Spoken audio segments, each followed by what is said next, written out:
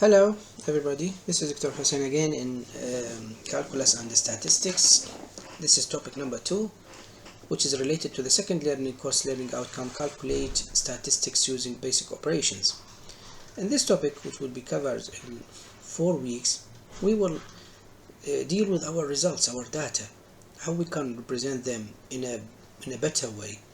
How can we show the, let me say, quality or quantitative or qualitative side views, how we can use them, how we can manipulate them, how we can summarize them, how can we show, minimize, let me say, the information within variables, as we will discuss. Now, I will take you through background of the data presentation, type of graphs we use, data presentation examples, exercise in this part. But first, let me start with some definitions and terminology. First of all, part of our course is statistics, calculus and statistics. Let me define statistics. Statistics is a study and analysis of data of a given variable, phenomena, to arrive at intelligent and economic decisions, especially where uncertainty is encountered. So we are dealing with data, we analyze them, and we use the information coming from this analysis to come up with decisions, reflected somehow or economic or technical side aspects. Now, uncertainty, the part of the definition of statistics, is a measurement or calculation assumed to be exact or true values, based on how they define what is being measured. So simply, the measurement is part which is base for base estimation and part for uncertainty. And always we need to put uncertainty because we are not 100% sure from our results. Some error coming here and here. Now, interpretation and evaluation of the data could be done using organizational method. As example, we use them in a table, put them in a table. But definitely, table with large or a huge number of data will be difficult to recognize, let me say, the qualitative or quantitative in our data. Presentation, we can represent them pictorial or graphical, and reduction, statistical summaries, I will discuss later on. So we have data. We look to the qualitative data or quantitative data, qualitative aspect, quantitative aspect. Both of them could be represented either tabular or graphical.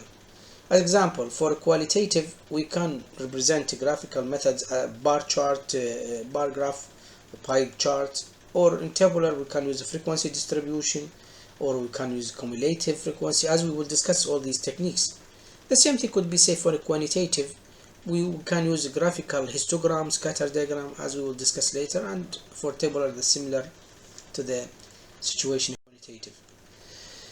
Now, different way we can use to plot and make our data in graph. As example, line graph. Line graph, we just simply draw the data as a series data and in a time. It could be in a time, it could be whatever the x-axis could be. Example, temperature, we can plot it, current, voltage, power, energy, rainfall, whatever it is. Any variable could be used here. And for polygraph is also a line graph, but here we have more than one variable, different variables plotted on the same chart. Okay. Bar graph, we represent our data, we categorize them in groups, and we represent them as a bar, rectangular bars, okay, with height reflecting their values. Pie graph, we represent all our data statistically in a circle, and each set or group will represent slice from the whole circle. Flow chart, type of diagram, represent the workflow or the process. These here examples of polygraph, as you can see here. This is different graphs, 1, 2, and blah blah blah, all them represented in this is poly. Okay. Line graph, when we have only one graph, as example, this is a straight line representing temperature with respect to time. Bar graph, you can see here, this is the time, and this is here the temperature again, but in the bars, we represent them by bars. Each bar represents at specific time, temperature at specific time. While pie graph, as you can see here, we represent the whole data, okay, in a circle, but each, as example here, each part represents slice of the circle. As example, if you can see here, this is giving me qualitative information. As example, I can see that 89% coming from agriculture, and just 1% only from industry, which show me the weight of each one of them.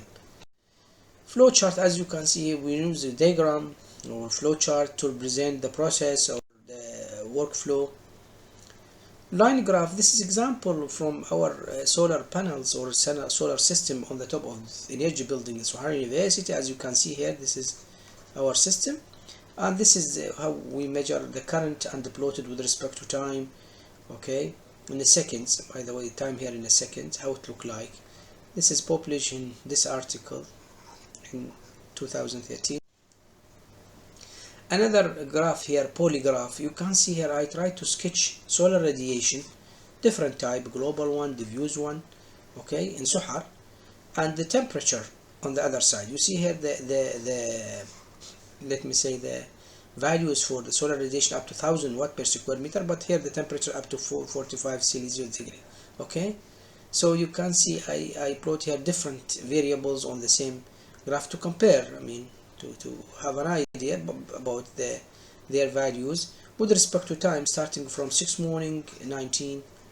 This is also published in one of our articles in 2019. Now let me take them one by one. I will start with pie chart, or they call it diagram, pie diagram, okay, and then I will go for bar chart. Pie chart is a pictorial presentation.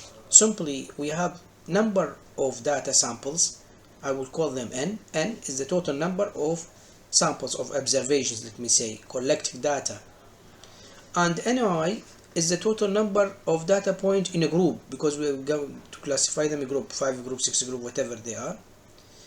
And then for each group there is fraction of data group, which is II, how much it represents of them the total, which is coming by dividing ni over n.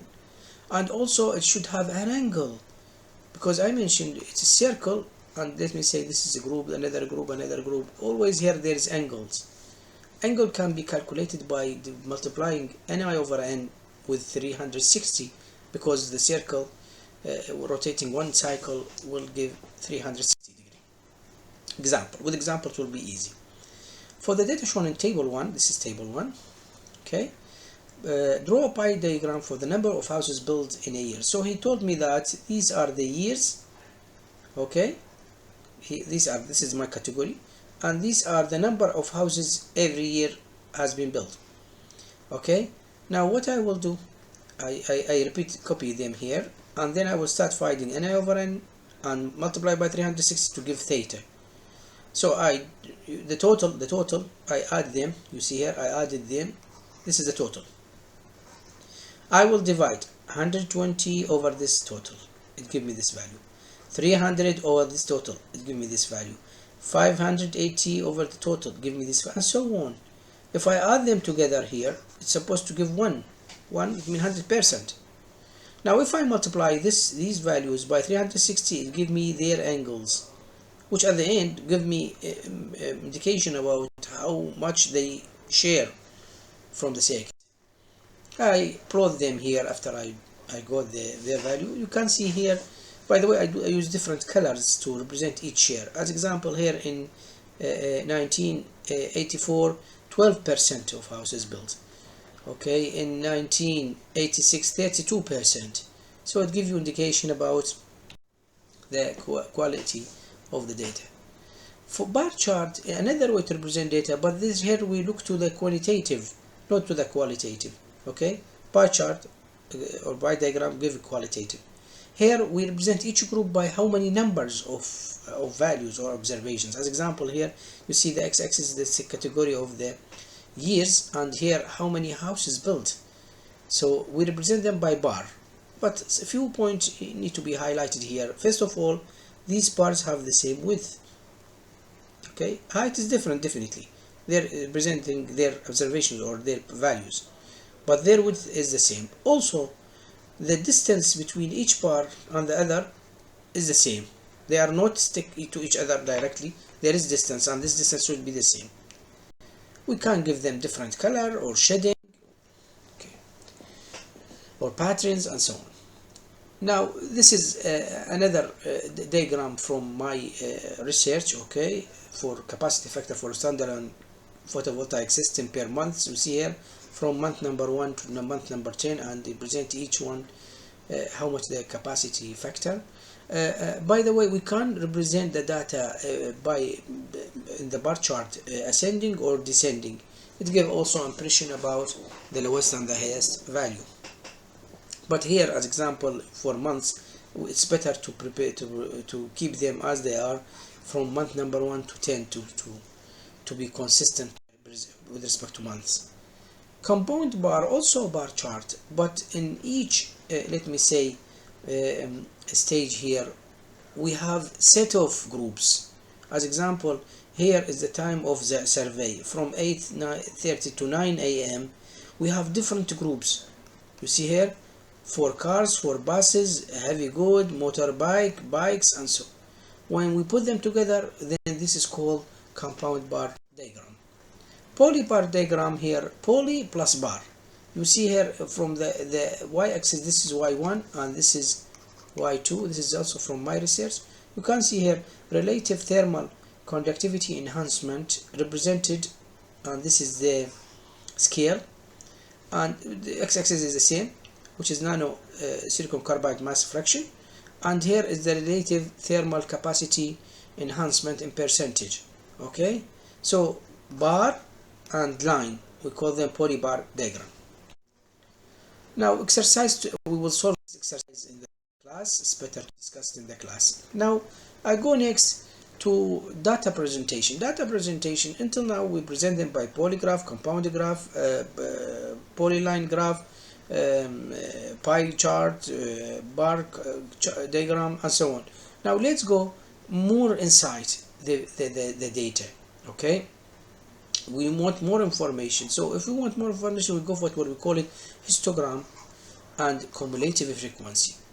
Definitely here we are looking inside our data.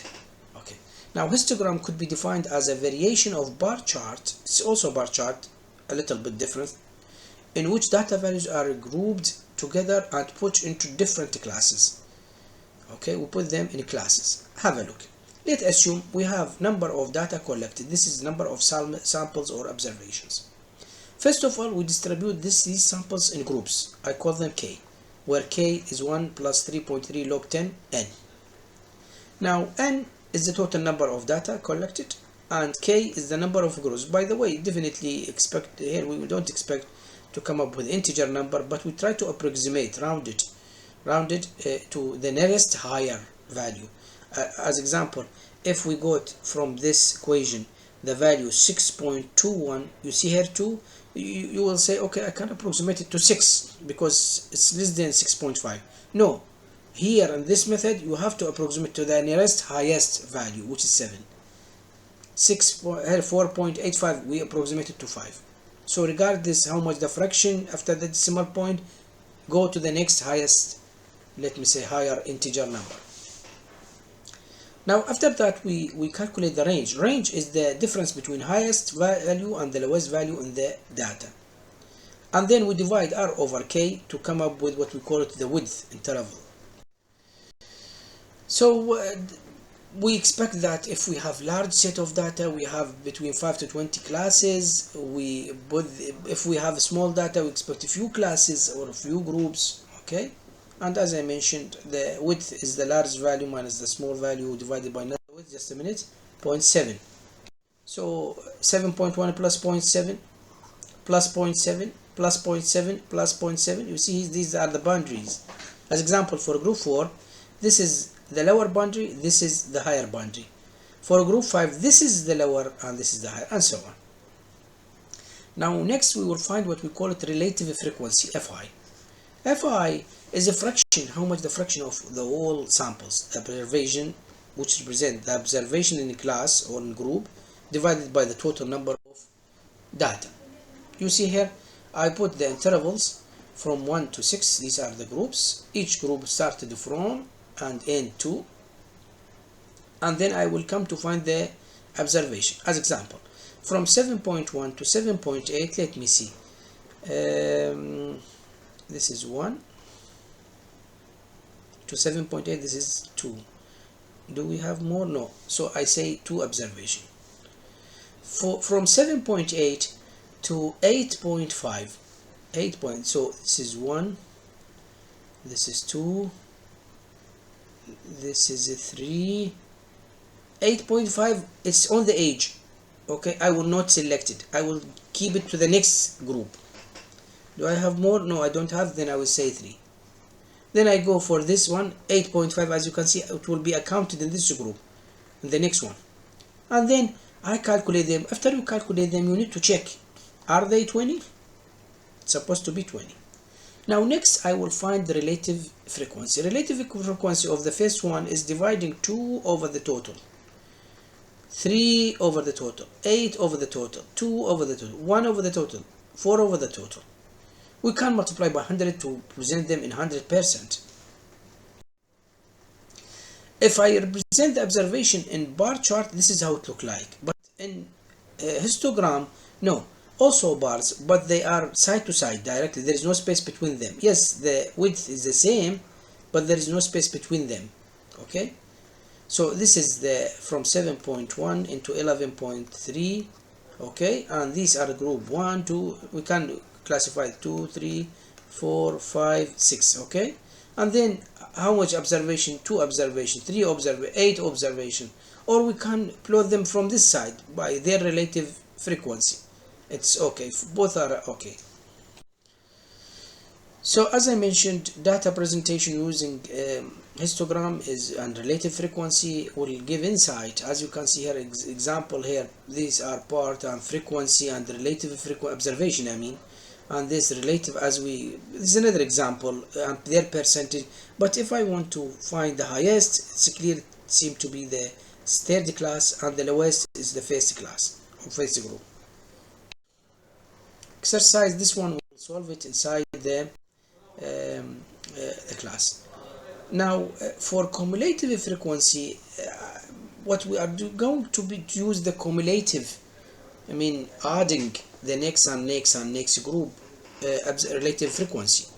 The same previous example for that light time belt. As you remember, we have the observation, we have the relative frequency. We did these calculations and we plot this figure. Now for cumulative, what we are going to do, we add another column, we call it cumulative frequency. You can see here in the first group we have only 10 let me say percent. When I go to the next group, I will add this 10 here plus the 15%. When I go to the third group, I will add with 25 the 40% of this group, and so on, accumulative until I reach 100%. Here it's supposed to be 100%. Okay, this is cumulative. So if I put now summarize this is the previous table, I summarized here.